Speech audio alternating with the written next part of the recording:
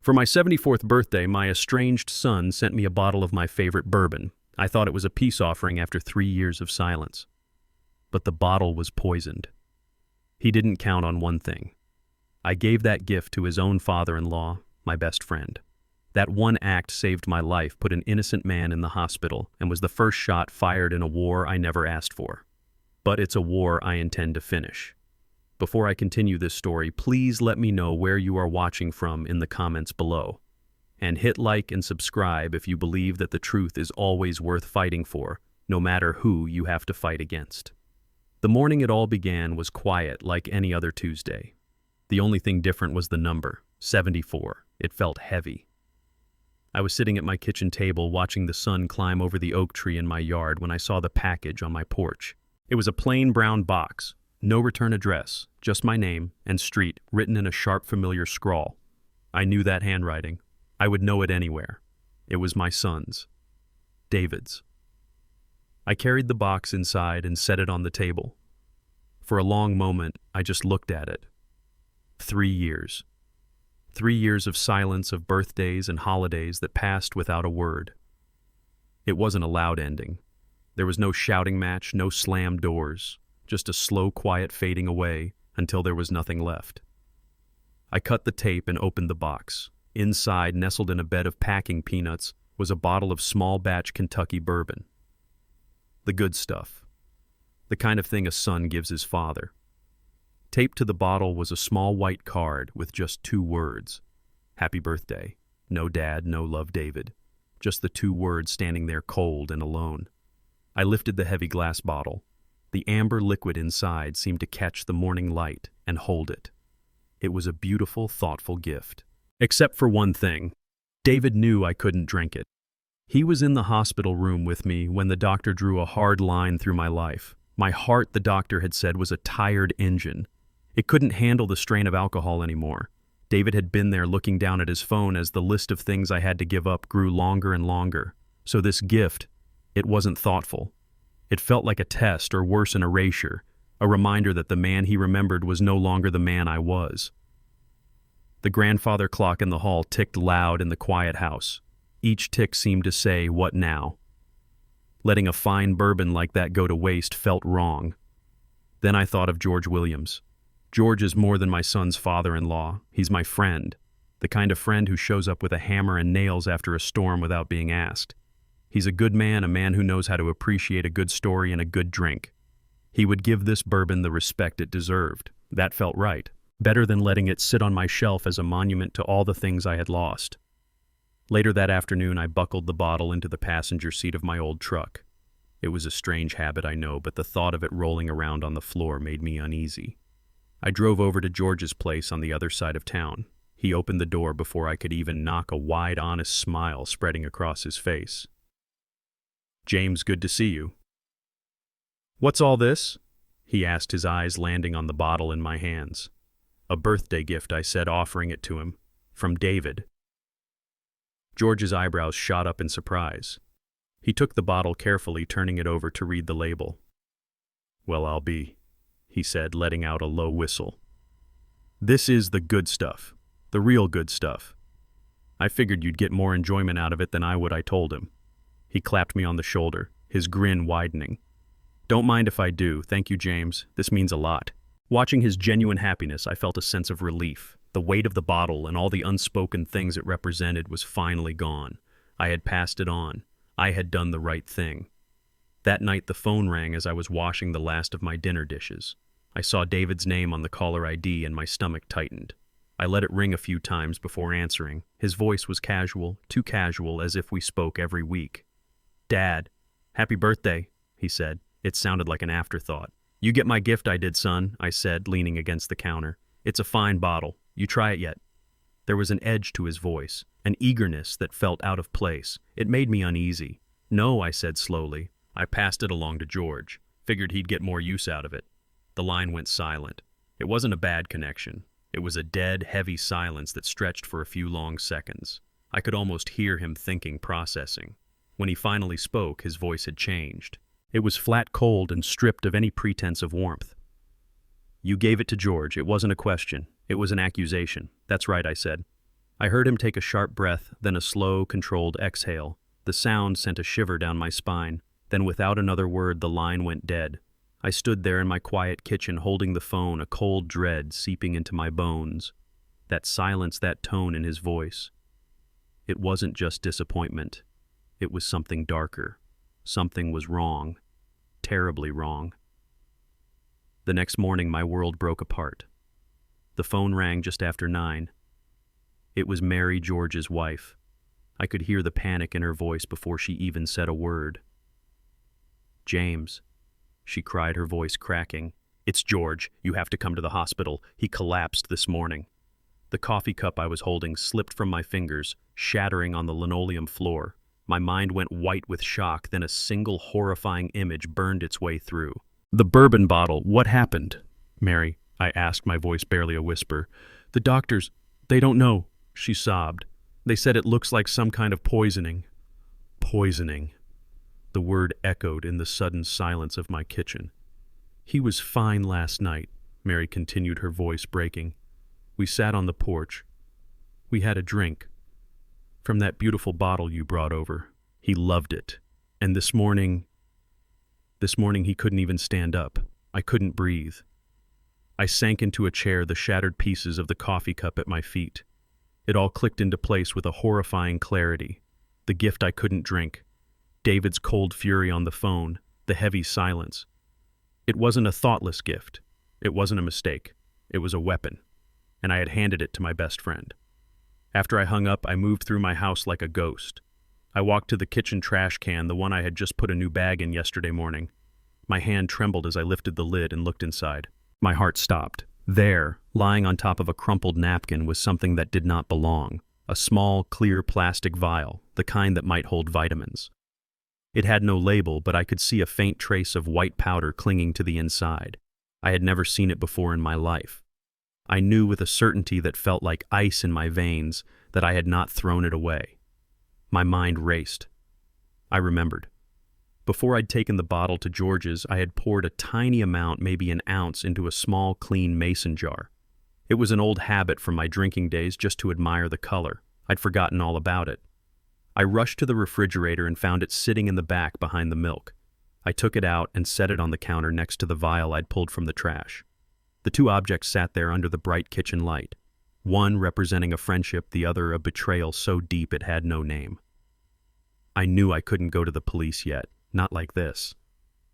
I needed more than a feeling. I needed proof. I thought of my old friend Larry. We'd served together a lifetime ago. He ran a small private lab now. He was a man I could trust. I picked up the phone, my fingers fumbling with the numbers. My voice was low and steady when he answered. "Larry," I said, "it's James. I need a favor. I need you to test something for me, and it needs to be quiet." There was a short pause. "What is it, James Bourbon?" I said. My eyes fixed on the vial. And maybe something else. He didn't ask questions. He was that kind of friend. He just told me to come by his lab after it closed. As I hung up, I knew my life had been split in two. There was the life I had lived before that bottle arrived on my porch, and the life that was beginning now. A life where I had to find out if my own son had tried to kill me. I held the phone to my ear and waited. The silence on the other end of the line felt heavier than any words could. The clock on the wall ticked each second, a slow hammer blow against the quiet. I could hear Larry breathing a long, slow exhale before he finally spoke. His voice was low, stripped of its usual warmth. "James," he said, "you sitting down?" I eased myself into a kitchen chair, my hand gripping the edge of the table. "I'm sitting, Larry. Talk to me." He didn't waste any more time. I ran the tests twice. The first time I thought my equipment was contaminated. It wasn't. He paused again, and I knew the next words would change everything. "There's white snake root extract in that bourbon. A significant amount. Enough to stop a man's heart if he's got a pre-existing condition." The room went cold. White snake root. I'd heard of it. An old poison, something from stories you tell to scare children. But this wasn't a story. "You said George has a pacemaker," Larry continued, his voice grim. "And you have your heart condition. James, this wasn't an accident. The levels are too precise. This was calculated. Whoever did this knew exactly what they were doing. They knew who they were targeting." The phone felt slick in my hand. My own son. My David. He knew about my heart. He knew I couldn't drink. He had sent me a bottle of my favorite bourbon, laced with a poison specifically chosen to exploit my weakness. The gift wasn't a mistake. It wasn't just careless. It was a weapon. And I had unknowingly handed that weapon to my best friend. The cold knot in my stomach turned to ice. This was a depth of betrayal I couldn't have imagined. It was one thing to be ignored, to be cut out of a life. It was another thing entirely to be marked for death. George wasn't the target. I was. He was just the man who stepped in front of the bullet. A wave of nausea washed over me, followed by something else. A cold, hard clarity. This was no longer just a family matter, a painful silence between a father and a son. This was a crime. "Larry," I said, my voice steadier than I felt. "Thank you. I need you to document everything. Every test, every result." "Already done," he said. "What are you going to do, James?" I looked around my quiet kitchen at the photos on the fridge of a smiling boy who no longer existed. "I'm going to do what's right," I said, and hung up the phone. The first thing I did was walk back to the trash can. The little plastic vial. That was evidence. Larry had the bourbon sample, but the vial was proof of something else, something brought into my house. My mind was working now, moving past the shock and into the cold mechanics of what needed to happen next. I lifted the lid, my eyes scanning the contents, and my blood ran cold. It was gone. The vial was gone. I stared into the bin, a feeling of violation creeping up my spine. I knew I hadn't moved it. But the bag itself, it was shifted, turned around the way it wouldn't be if I'd just dropped something in. Someone had been here. Someone had been inside my house. I moved through the rooms, my heart pounding a slow, heavy rhythm. The back door was locked. The window latches were all secure, but the front door... I ran my fingers over the strike plate on the frame, and there it was, a tiny, fresh scratch in the metal right where the bolt slides in. A mark you'd only see if you knew what to look for, the kind of mark a key makes when it's not the original, when it's a copy that doesn't fit quite perfectly, and I knew who had a key. Years ago, after his mother passed, I'd given David a key to the house. He never gave it back. I never thought to ask for it. The idea that he had used that key, had walked into my home while I was out, had sifted through my trash to remove a piece of evidence. It was a new layer of violation. He wasn't just trying to kill me. He was trying to get away with it, methodically. I walked to the den and pulled a yellow legal pad from the desk drawer. The anger was there, a hot coal in my chest, but I pushed it down. Panic was a luxury I couldn't afford. I needed to be calm. I needed to be clear. I drew a line down the center of the page. On the left side, I wrote what I know. On the right, what I can prove. Under the first column, I wrote, David sent the bourbon. He knew about my heart condition. He was angry I gave it to George. The bourbon was poisoned. The vial is now missing. Someone entered my house using a key. Under the second column, the list was shorter. Larry's test results. The mason jar with the remaining sample. My memory of the phone call. It wasn't enough. I needed more. I needed his own words. I found the old digital voice recorder in the back of a drawer, a relic from years ago. The battery was half full. It was enough. I slid it into the inside pocket of my jacket, the slight weight of it, a cold comfort against my chest. Driving to David's neighborhood felt like crossing into enemy territory. His house sat in a row of identical homes with perfectly manicured lawns, a picture of suburban peace that felt like a lie. His truck was in the driveway. I walked up the stone path and knocked.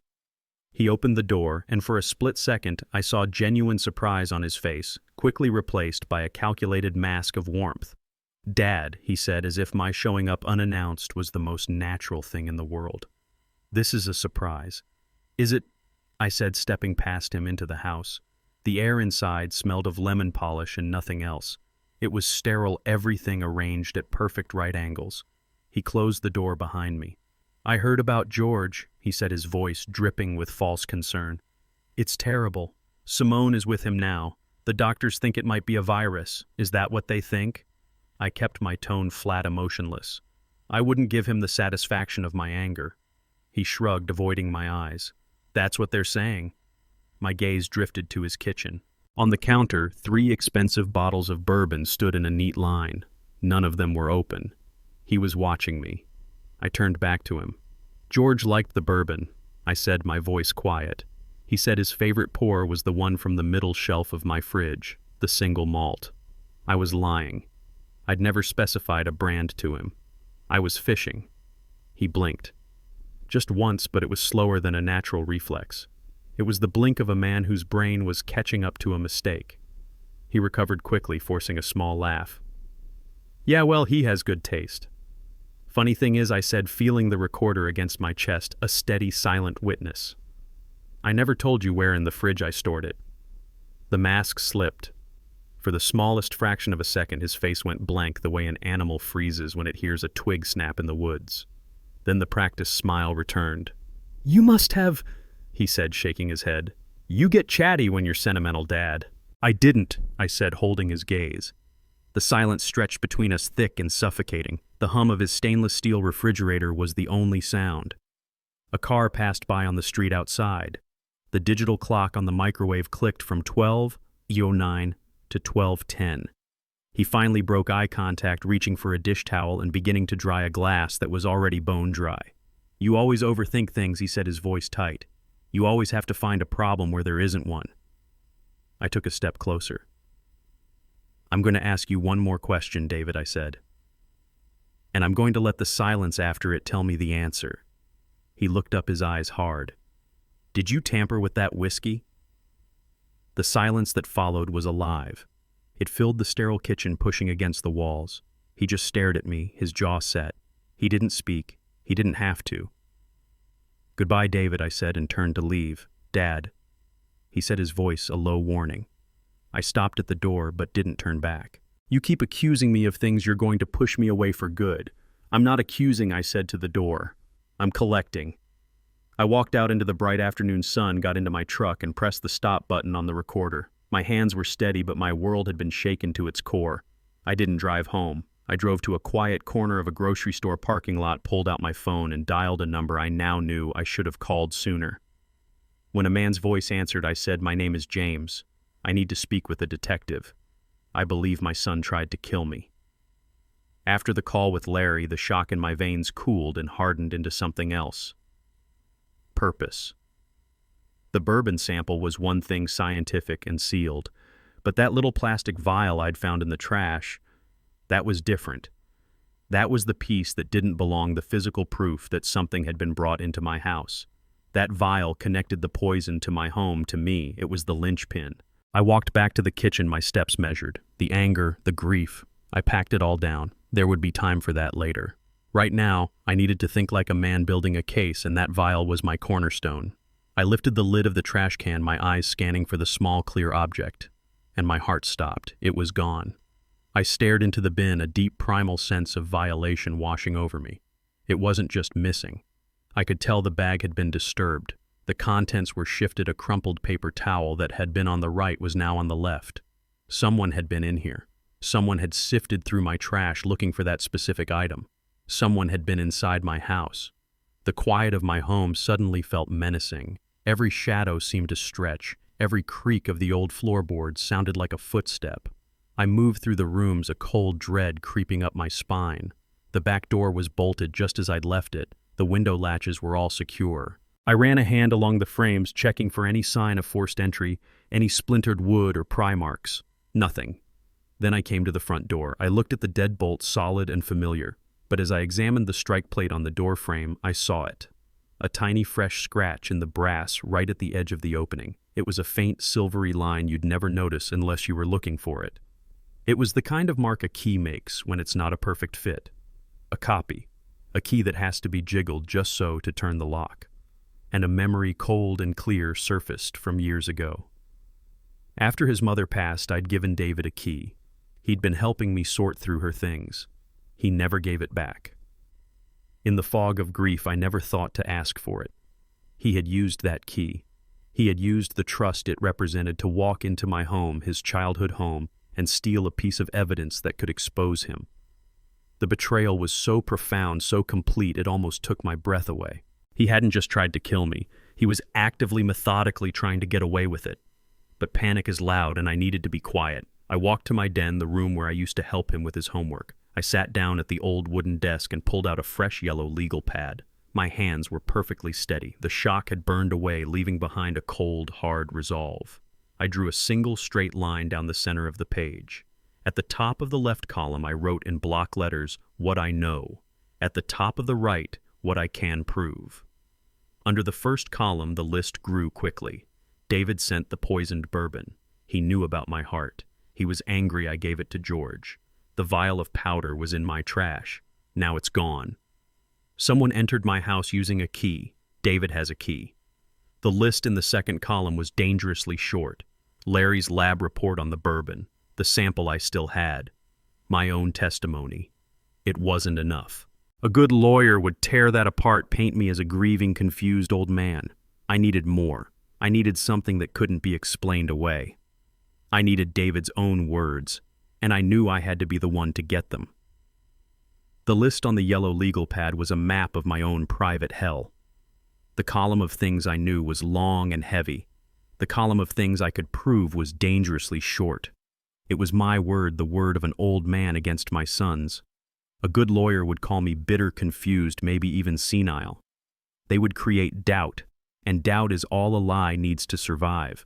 I needed more. I needed something David couldn't twist or deny. I needed his own voice. I went to the back of my desk drawer, the one filled with old receipts and forgotten gadgets. And there it was. A small, silver digital voice recorder I hadn't used in a decade. I clicked the power button. The small screen flickered to life, showing a half-full battery. It was enough. I slid it into the inside pocket of my jacket, the cool metal, a small hard weight against my chest. It felt like a secret weapon, a silent witness I was carrying into battle. Driving to David's neighborhood was like driving through a different world. The houses were new and large, the lawns were a perfect uniform green. Everything was neat, orderly, and clean. It was a place that kept its secrets well hidden behind pristine front doors. His truck, newer and cleaner than mine by a decade, was parked in the driveway. I took a deep breath, walked up the stone path, and knocked. He opened the door, and for a single unguarded moment, I saw pure surprise on his face. It was quickly wiped away, replaced by a smooth, calculated warmth that didn't reach his eyes. "Dad," he said, his voice a practiced performance of pleasant surprise. "I wasn't expecting you, weren't you?" I asked, stepping past him into the house without waiting for an invitation. The air inside smelled of lemon polish and faintly of bleach. It was the smell of a place that is cleaned, not lived in. Everything was at perfect right angles. Not a magazine out of place, not a speck of dust on the gleaming hardwood floors. He closed the door behind me. "I heard about George," he said, his voice a low murmur of fake sympathy. "It's just awful. Simone is a wreck. The doctors think it might be some kind of rare virus. Is that what they think?" I kept my voice perfectly flat. I would not give him the satisfaction of my anger or my pain. That was my territory, not his. He shrugged, turning away to straighten a picture on the wall that was already perfectly straight. "That's what they're saying." My eyes scanned the room and landed on his kitchen counter.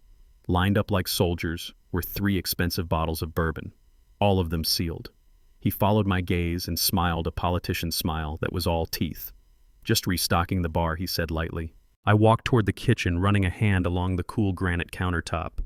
I was just a curious old man looking around his son's beautiful home. He watched my every move. "George really liked that bourbon I gave him," I said casually, my back still to him. Told Mary it was the best he'd ever had. Said his favorite pour was the one I kept on the middle shelf of my fridge, the single malt. I was lying, of course. I had never said anything of the sort. I held my breath and waited. In the reflection of the stainless steel refrigerator, I saw him blink. It was just a single blink, but it was too slow, too deliberate. It was the blink of a man whose mind was racing, trying to find the flaw in the story, the exit from the trap. He recovered with a small practiced laugh. "Yeah, well, he always did have good taste." I turned to face him, my expression unreadable. "Funny thing is," I said, my voice quiet but carrying across the sterile room, "I never told you where in the fridge I stored it." The smile on his face didn't vanish. It froze. For a split second, the mask of the concerned son fell away, and I saw the cold, calculating mind working behind his eyes. He saw the trap. He knew he'd stepped in it. He tried to backtrack, shaking his head with that same dismissive laugh. "You must have Dad. You get chatty when you're sentimental. You probably told me on the phone." I didn't, I said, and I held his gaze, refusing to look away. The silence in the room became a living thing. It was thick with unspoken words, with years of resentment, with the ugly truth of what he had done. The only sounds were the low hum of the refrigerator and the ticking of a clock somewhere in the house. He looked away, first grabbing a dish towel and starting to polish a glass that was already gleaming. His hands were tight on the towel. "You always do this," he said, his voice low and tight with anger he could no longer hide. "You always have to overthink things, find a problem where there is none." I took one step closer until I was standing right across the kitchen island from him. The recorder in my pocket felt like a steady heartbeat against my ribs. "I'm going to ask you one more question, David," I said, my voice as calm and steady as a frozen river. "And I'm going to let the silence after it be your answer." He finally looked up, his eyes dark and hard. He knew what was coming. "Did you tamper with that whiskey?" The hum of the refrigerator seemed to grow louder, filling the space between us. A car passed slowly on the street outside, its tires whispering on the pavement. The digital clock on the microwave clicked from 12:09 to 12:10. He stood there holding the glass and the towel, his jaw clenched so tight I could see the muscle jump. He didn't deny it. He didn't confess. He just stared at me with an expression of pure, cold hatred. He didn't have to say a word. The silence was his confession. "Goodbye, David," I said softly, and turned and walked toward the door. "Dad," he called after me, his voice sharp, a hook and a warning. I stopped my hand on the doorknob, but I did not turn back to look at him. "You keep pushing this," he said. "You keep accusing me, and you'll push me away for good." I finally turned my head just enough to look at him over my shoulder. "I'm not accusing," I said, my voice clear and cold. "I'm collecting." Then I walked out the door and didn't look back. I didn't drive home from David's house. There was nothing for me there but a quiet, empty space that now felt violated. The recording on the small device in my pocket felt heavy, a piece of the truth I now had to carry to the right people. I drove downtown, my knuckles white on the steering wheel, and parked in front of the county police station. The building was old brick and smelled of stale coffee and disinfectant. It was a place of hard, uncomfortable truths, and I had one of my own to add to the collection. I walked in my back straight and told the officer at the front desk that I needed to report a crime, an attempted murder. He looked at me, a 74-year-old man in a worn jacket, and I saw a flicker of doubt in his eyes. But there was something in my voice, a steadiness that couldn't be dismissed. He led me to a small, cluttered office in the back. A man in a plain suit stood up from behind a desk piled high with files. He was younger than me, but his eyes were old. They were the eyes of a man who had heard every lie imaginable. "I'm Detective Jackson," he said, extending a hand. His grip was firm. "Take a seat, sir. Tell me what's going on." I sat in the hard plastic chair across from him, and I told him everything. I didn't rush. I didn't raise my voice. I laid out the facts one by one, just as I had written them on my yellow legal pad. I started with the silence, the 3 years of it. I told him about the birthday gift, the expensive bourbon from a son who knew I couldn't drink. I told him about my friend George and the phone call that sent him to the hospital. I told him about my friend Larry's lab results and the name of the poison white snake root. I told him about the missing vial, the unlocked door, and the tiny scratch on the strike plate. He listened without interrupting, his pen moving steadily across a notepad. He didn't look surprised or shocked. He just listened, his expression unreadable. When I was finished, a heavy silence filled the small room. He looked at me, his gaze sharp and assessing. "That's a serious accusation to make against your own son, Mr. James," I said. "My name is James." "Mr. James," he corrected himself. "Do you have anything to support this?" "Anything. Besides your word." I reached into the paper bag I had brought with me. First, I took out the sealed mason jar with the amber liquid inside. "This is a sample from the same bottle I gave to Mr. Williams. My friend at a private lab already tested it. He'll give you an official report." Jackson nodded carefully, placing the jar into an evidence bag. "And this," I said, reaching into my jacket pocket.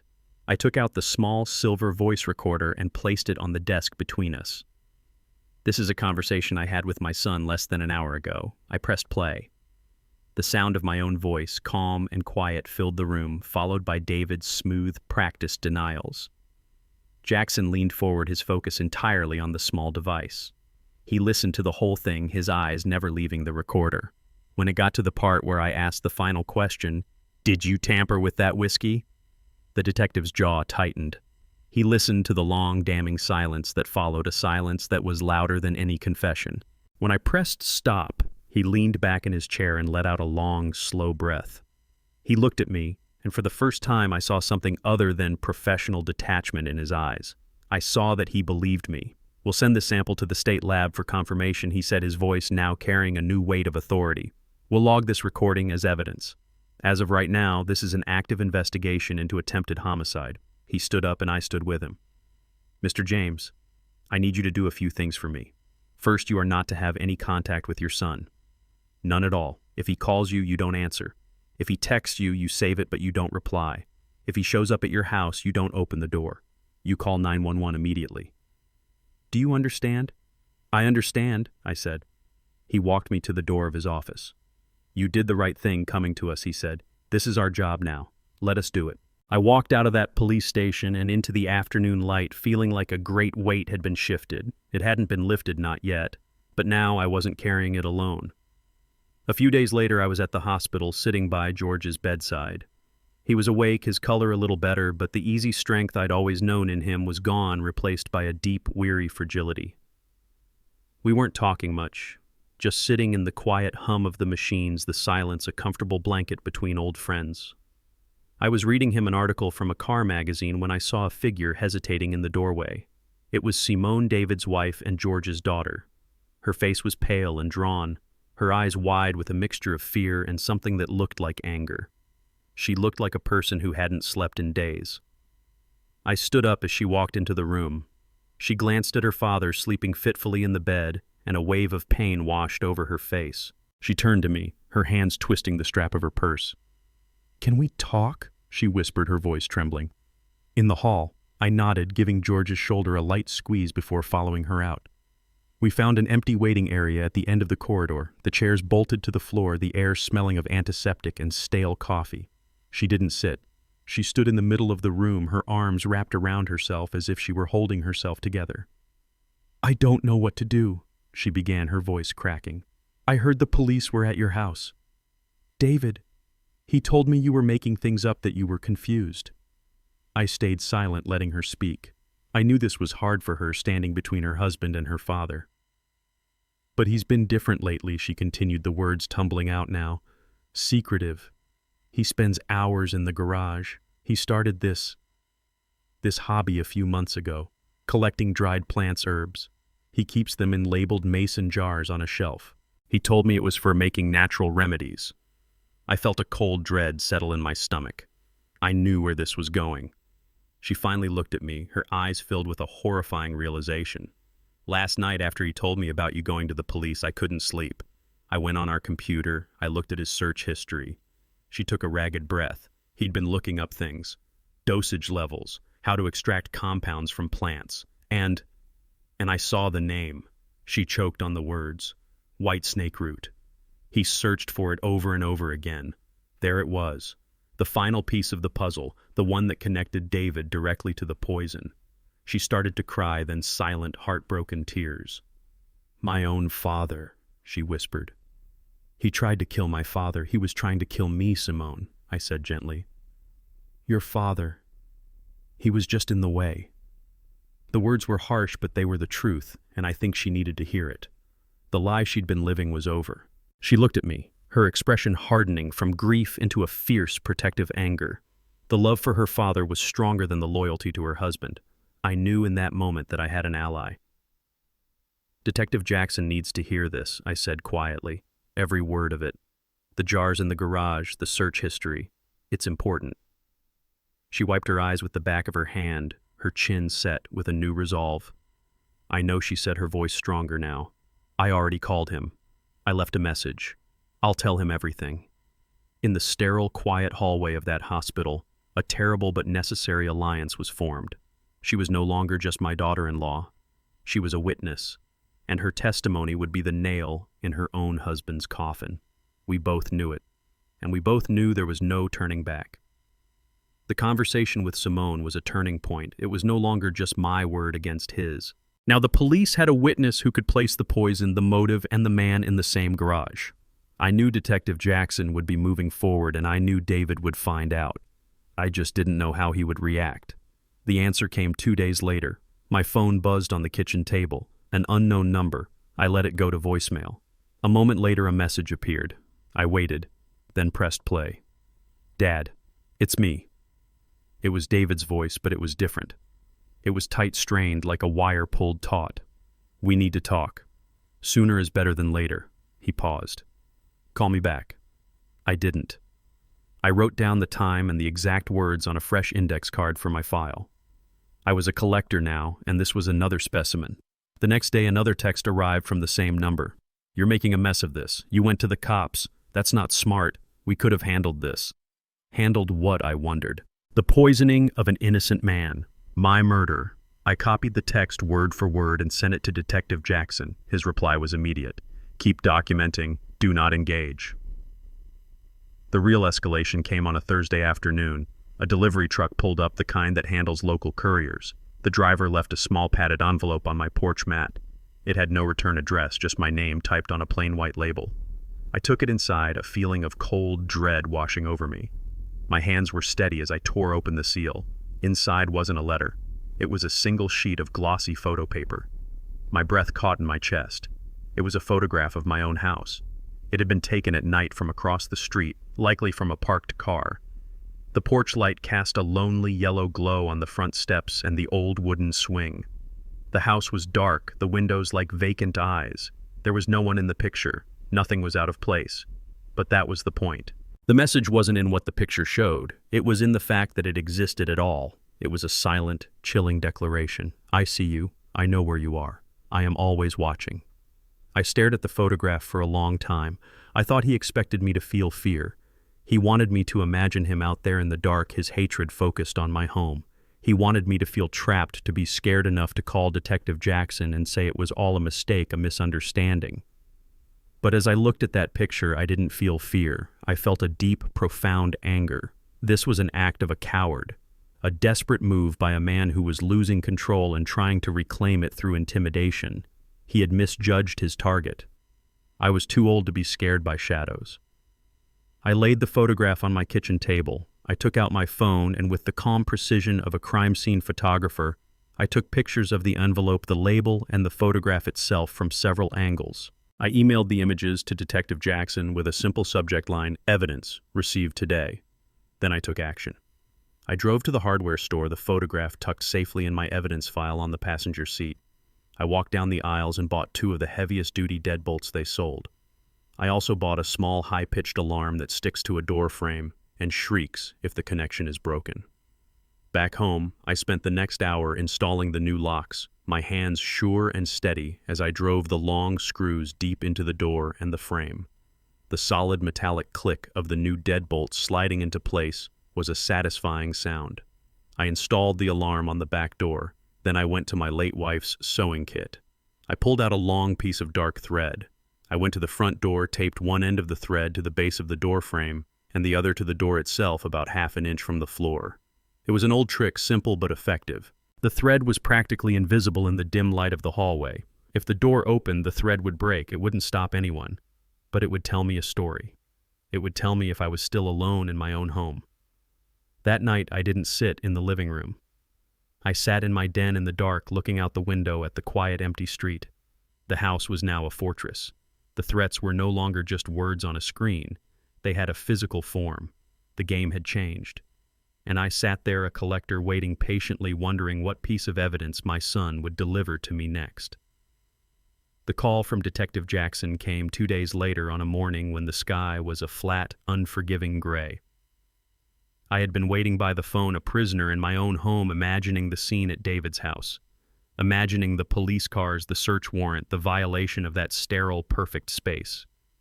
When the phone finally rang, I answered on the first ring. James Jackson's voice was all business, but there was an undercurrent of something else, something grim. The judge signed the warrant. "We searched your son's residence this morning." I held my breath. "And we found what we were looking for," he said. "In the garage on a shelf behind some old paint cans, we found 3 large mason jars filled with dried plant matter. Our field test confirmed it's white snake root. Your daughter-in-law was telling the truth."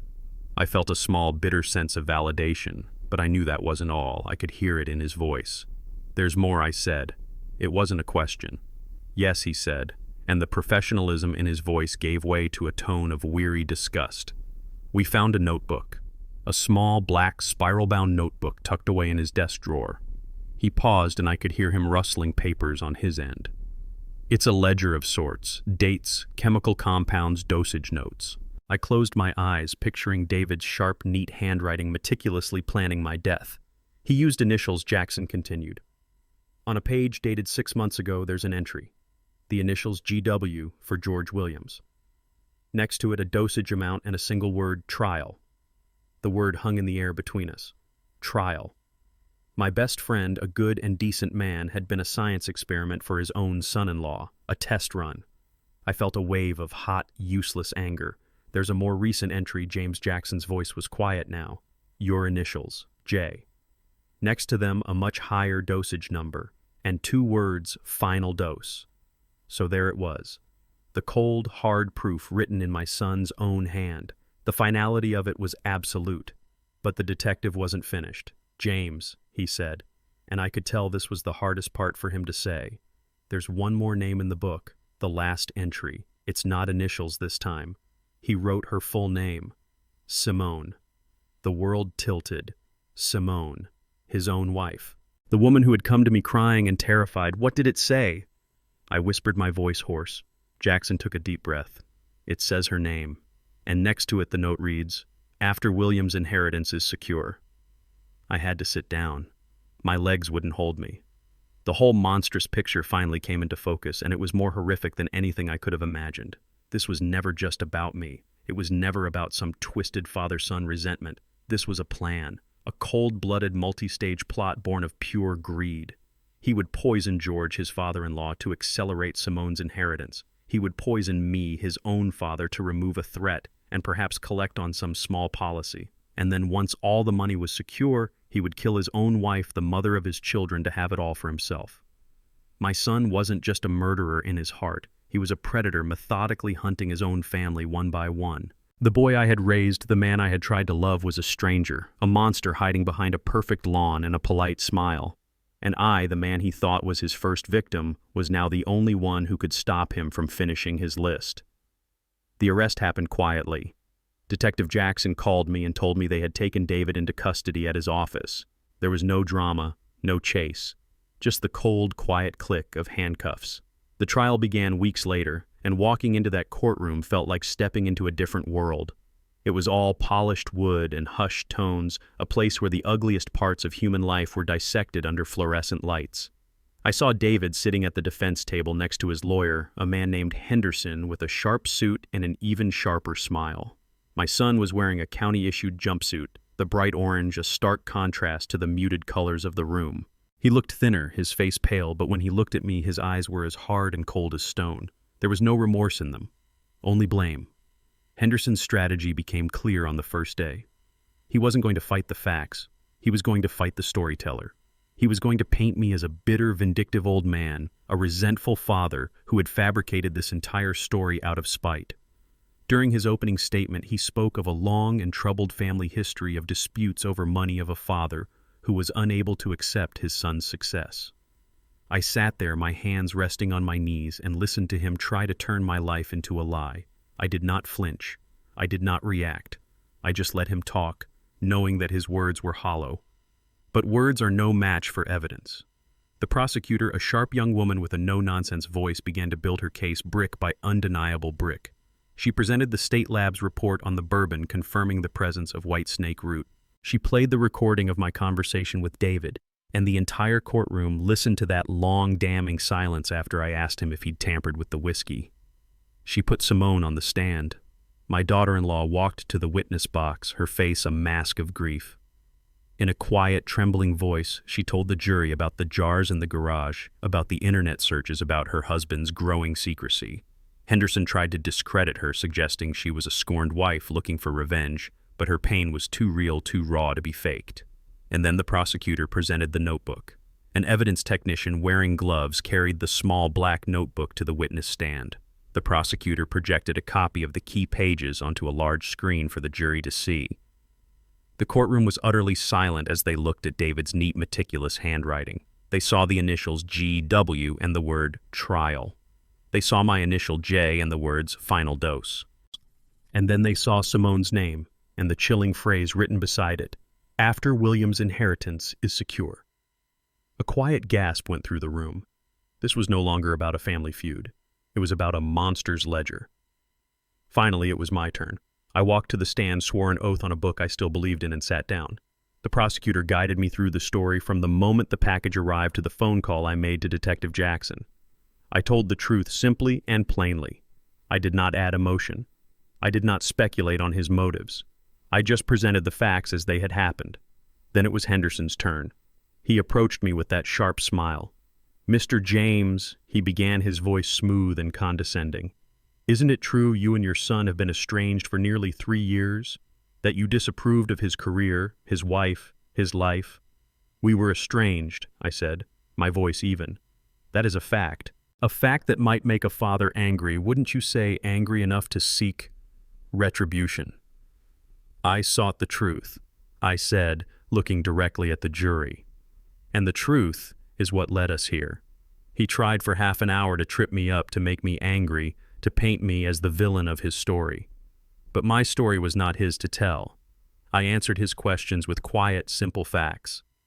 My calmness seemed to unnerve him more than any outburst would have. I was not the hysterical, vengeful old man he wanted me to be. I was just a father telling the truth about his son. When I was done, I stood up and walked back to my seat. As I passed the defense table, my eyes met David's. And in that moment, I saw the full depth of his darkness. There was no flicker of doubt, no hint of regret. There was only a cold, bottomless hatred, the hatred of a predator who had been caught. He knew he had lost, and he knew I was the one who had beaten him. The jury was out for less than 4 hours. When they filed back into the courtroom, their faces were set and serious. They didn't look at David. They didn't look at me. They looked only at the judge. The silence in the room was so thick you could feel the weight of it in your lungs. The foreman, a tired-looking man in a wrinkled shirt, stood and handed a piece of paper to the bailiff. The judge read it, her expression unreadable, and handed it back. "On the charge of attempted murder in the 1st degree." The foreman said, his voice clear and steady. "We, the jury, find the defendant David James guilty." A quiet exhale went through the room. It wasn't a cheer or a gasp. It was the sound of a long-held breath being released. Guilty. The word didn't thunder. It landed with a soft, heavy finality sinking into the polished wood and the silent air. It was done. The judge sentenced him to 25 years in the state penitentiary without the possibility of parole for the first 15.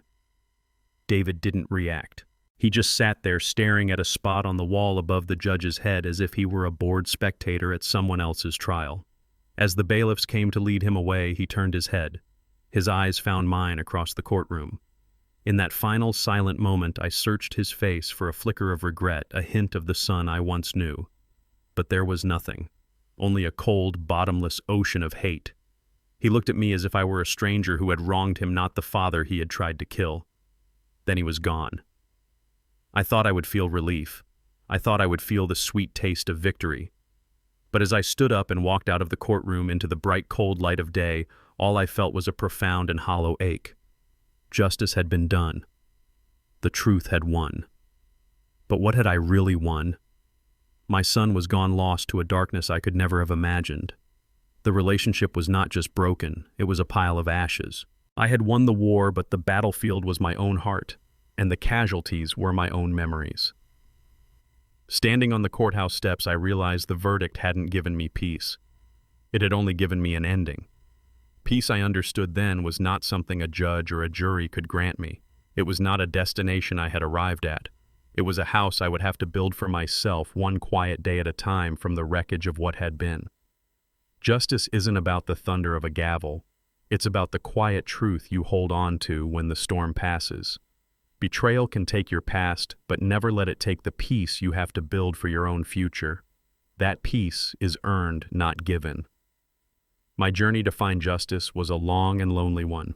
Please like this video to show your support and click on the playlist now, showing on your screen, to hear the next story of how an ordinary person can stand up to injustice.